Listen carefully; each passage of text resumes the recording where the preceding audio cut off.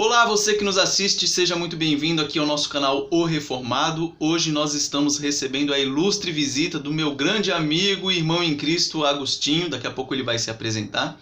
E esse vídeo será para tirar algumas dúvidas aí a respeito do nosso querido e amigo país irmão Angola.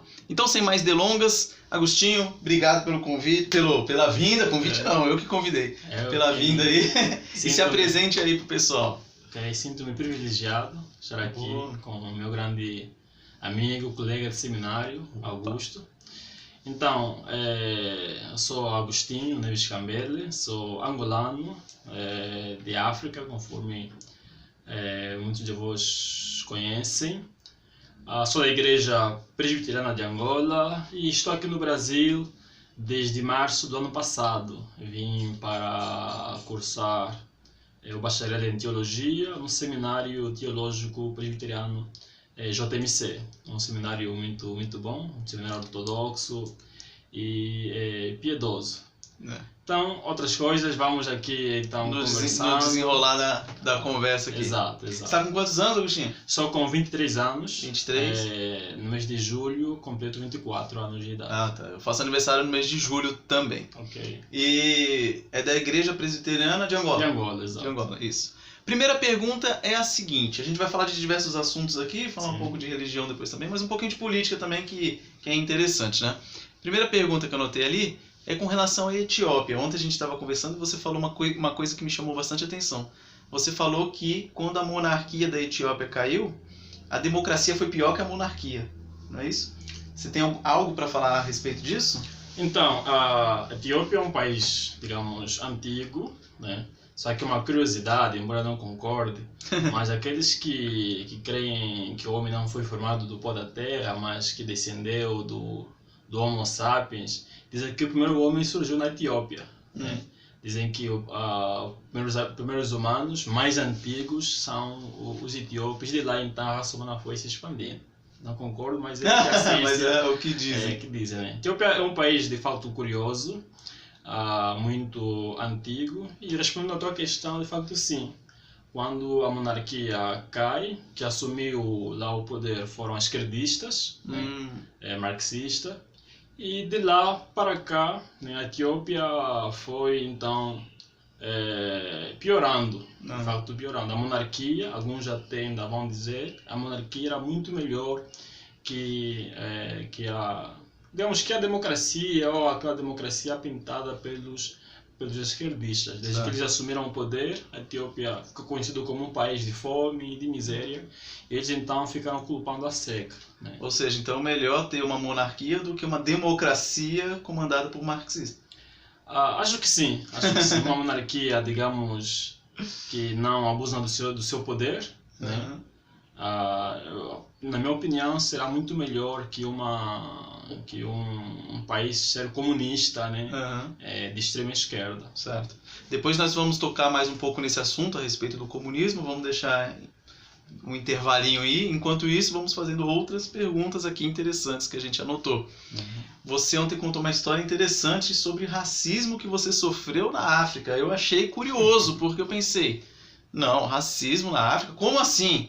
E aí você falou a respeito da tonalidade da sua pele em detrimento dos seus amigos lá, né? Conta um pouco dessa história aí pra gente. Vou contar, mas antes, falando sobre a Etiópia, sim. Algo curioso é que a Etiópia foi o único país não colonizado. Legal. Foi o único país africano que não foi colonizado, né? No século XIX, quando houve aquela conferência de Berlim, que houve a partilha do território africano, até a Itália tentou, digamos, ocupar, mas foram rapidamente vencidos. Ficaram por um breve tempo na região que hoje é a Eritreia, mas eles foram rapidamente vencidos pelos etíopes e eles nunca foram, digamos, colonizados. Uma outra tentativa de serem ocupados foram mesmo no século XVI, os portugueses também tentaram ocupar a Etiópia. Eles chegaram lá conforme chegaram em Angola, né, com missionários católicos, dizendo que não, são missionários, viemos para evangelizar, mas eles se surpreenderam que os etíopes eram cristãos há muito mais tempo que eles. desde, digamos, aquela expansão do cristianismo no século I. Ah, sim. Eles, quando chegaram para lá, né, eles foram surpreendidos, chegaram a encontrar uma igreja muito bem organizada, e eles diziam que nós recebemos o evangelho do próprio apóstolo Mateus. Legal essa curiosidade aí, essa aí eu não sabia não, desse detalhe, muito legal. Você citou Eritreia, Eritreia tem uma perseguição forte contra os cristãos lá. Mas daqui a pouco a gente vai falar um pouco também de perseguição aos cristãos aí. Muito legal essas curiosidades. Então vocês vão, é claro, né, você está assistindo o vídeo aí, você já se inscreva no canal, dá aquele like, comente aí, porque é muitas curiosidades aqui e são bem interessantes. O Agostinho está aqui na nossa casa desde ontem e nossa garganta já está acabando de tanto assunto aqui, mais a dele do que a minha, de tanto que a gente conversou. Mas fala, né? Tá voltando àquela questão, né? Da questão do racismo, sim, né? Então, digamos, não racismo conforme é aqui e talvez nos Estados Unidos da América, mas aquilo entre amigos, né? Eu, quando criança, tinha, digamos, uma pele um pouco mais clara do que agora, né? Em relação aos meus amigos, que eram, digamos, mais pretinhos do que eu. Então, sempre quando houvesse aquela briga, eles sempre diziam: não, você é um mulato sujo. E, de facto, algumas vezes eu me sentia mesmo muito mal e já desejei até ser muito mais escuro do que sou hoje. Talvez... Por isso que a minha pele parece um pouquinho assim, digamos, queimada, porque eu ficava muito no sol para escurecer. E ser igual a todo mundo. Né? Legal. E de fato o racismo é algo lamentável, isso em Angola, infelizmente, algumas vezes também tem. Né? Algumas pessoas com tom de pele mais claro têm mais oportunidade que aquele tom de pele mais escuro. Né? As empresas são, digamos, a maioria, né, que está no lugar digamos, de honra, são mais portugueses, e algo que é lamentável, né? Não sou racista, não tem essa discriminação de pele. Para mim, a questão de competência, não importa. Meritocracia. Exatamente. Questão de mérito, não importa o tom de pele, branco, negro, pardo. E por mim é importante que você estudou e seja. Foi atrás, lutou e, digamos, questão de mérito. É o mesmo posicionamento meu, eu penso da mesma maneira. Para mim não tinha que ter privilégios por causa da cor da pele. Mas, já que falando de privilégio, uma rapidinha aqui, né, para dar aquela cutucada no pessoal. Ontem a gente estava vindo para cá, né, a gente passou numa escola que tem próximo aqui da minha casa e no muro tá pintado lá o rosto do Nelson Mandela. É a escola chamada Nelson Mandela. E nada melhor do que perguntar para alguém da África o que ele acha do Nelson Mandela, sem entrar muito em detalhes, mas Nelson Mandela é o herói que eles pintam por aí ou não é bem assim? Então, falar desse personagem, devemos antes reconhecer que é um grande personagem histórico, marcou o mundo, né, com, digamos, quando, digamos, venceu, digamos, o apartheid, né, a segregação racial. Então, Mandela devemos respeitar pelo que ele fez pelo seu país. Mas, na minha opinião, né, não é, digamos, aquele herói conforme muitos têm pintado. Não o desrespeito, não tira o seu mérito, mas eu creio que Mandela é exaltado de tal maneira que, às vezes, tira o lugar de Cristo. Ele é exaltado como se fosse o Messias, o Salvador da África do Sul. É um ídolo, né? Digamos, sim, um ídolo. Mandela tem hinos... não cânticos evangélicos, mas assim, hinos, cânticos, exaltando a figura de Mandela. Né? E eu vejo que algumas vezes até tenta ofuscar, né, a pessoa de Cristo. Cristo que deve ser exaltado, usando pessoas comuns para libertar as pessoas da escravidão, do racismo, por aí em diante. Então, Mandela fez de fato coisas extraordinárias, mas eu acho que tem lhe dado muito mérito além do que ele merecia, um simples homem. Né?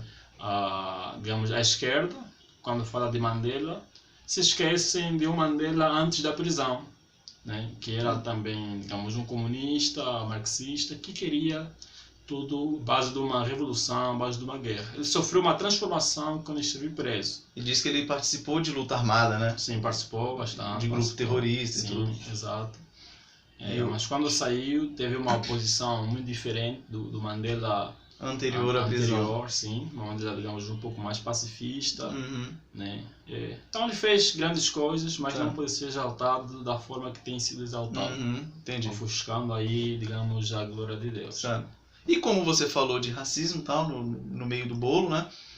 Você tem alguma coisa para falar a respeito de escravidão que havia em Angola, mais especificamente, ou se quiser falar da África em geral, antes dos europeus chegarem, no século XVI ali, por ali?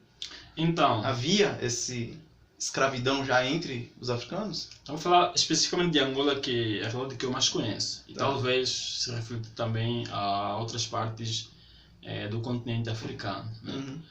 Angola, como qualquer civilização antiga, tinha uma monarquia.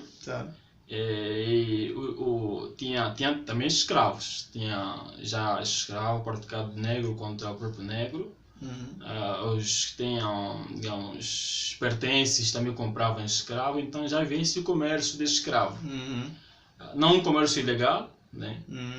Conforme conhecemos pela triste história, né, a escravatura praticada pelos espanhóis e portugueses. Não uma escravatura, quando falamos de escravatura, logo nos vem a imagem da escravatura praticada pelos portugueses. Não daquele tipo.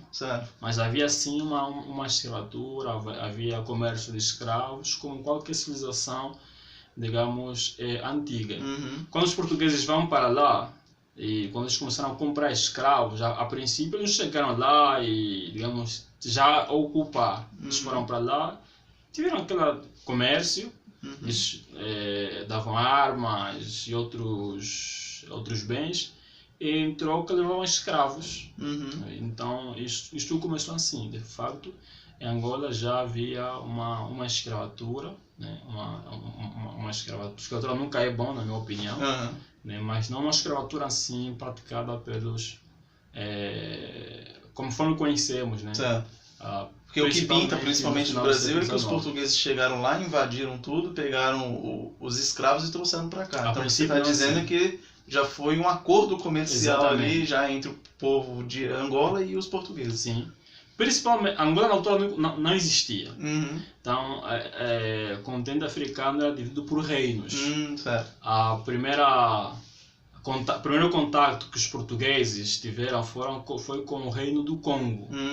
Foi com o Reino do Congo. Quando houve a partilha do território de África, nós sabemos que uma parte do Reino do Congo ficou para o que hoje é chamado de Angola, a região do Ige, Zaire e Cabinda.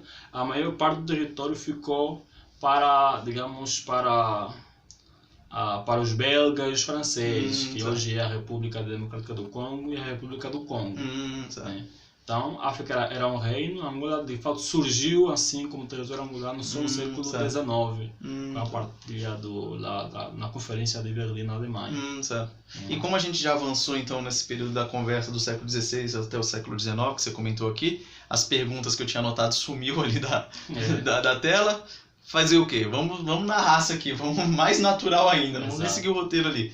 Mas você deu uma avançada do século XVI para o século XIX e fala um pouco da independência da Angola, a assunção do governo comunista ali, como que foi esse período aí e como que como é que foi viver num país comunista. Então, a Angola alcançou sua independência em 1975, né? Antes disso tivemos, digamos, a queda do regime fascista português em 74, e com isso o novo governo, né,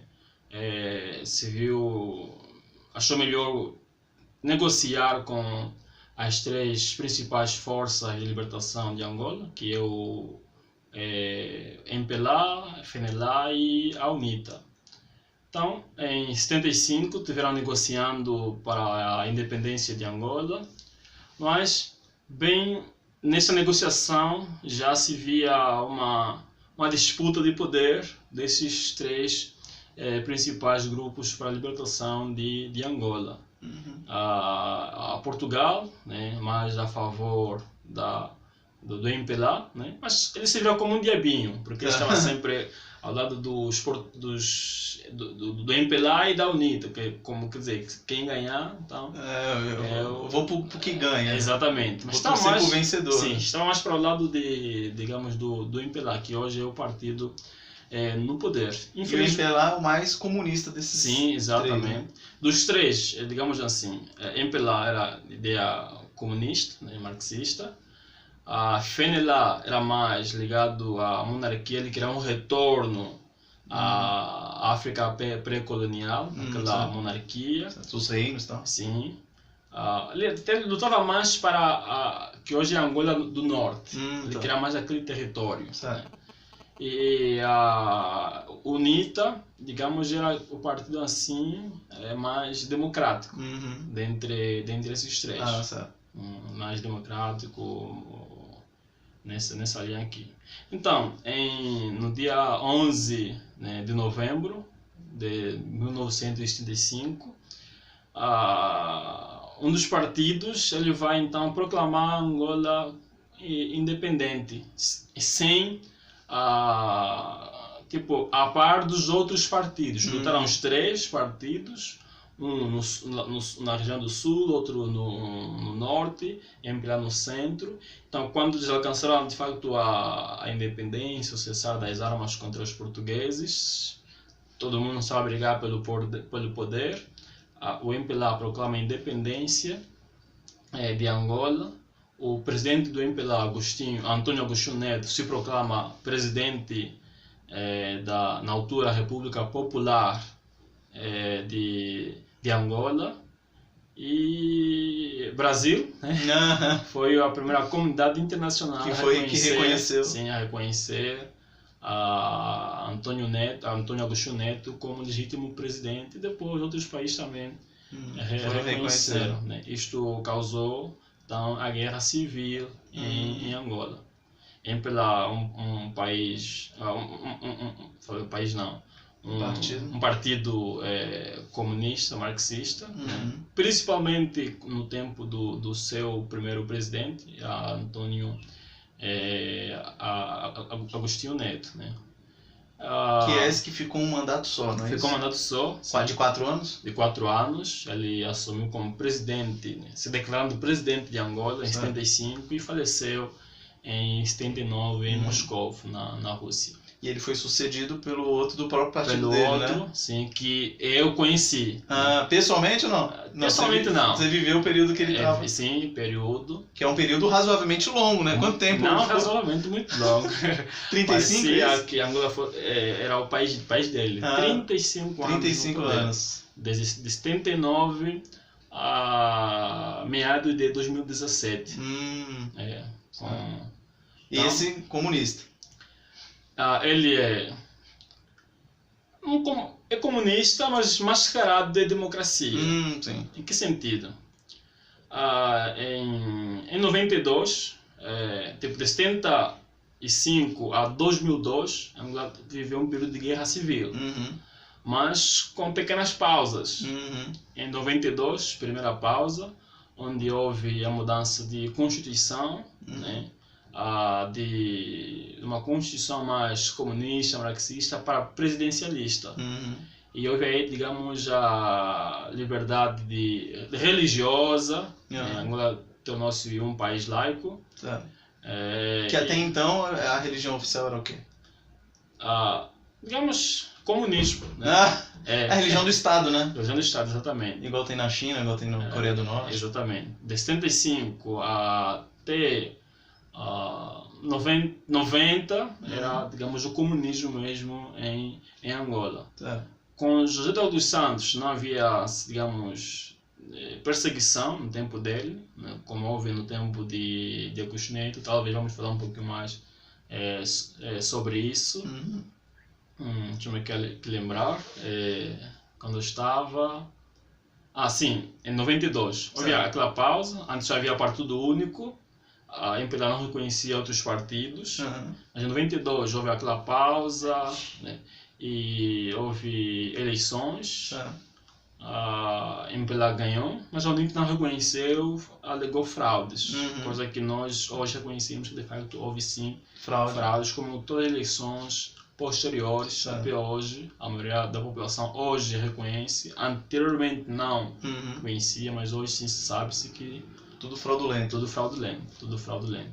Então Angola, digamos, no papel não se declara comunista, mas faz prática, na prática sim. Nas suas práticas. Inclusive ontem você estava comentando que lá tem canais estatais, né? Sim. 2 canais estatais. Que agora 3. 3, que deve fazer propaganda do governo toda hora, né? Toda hora.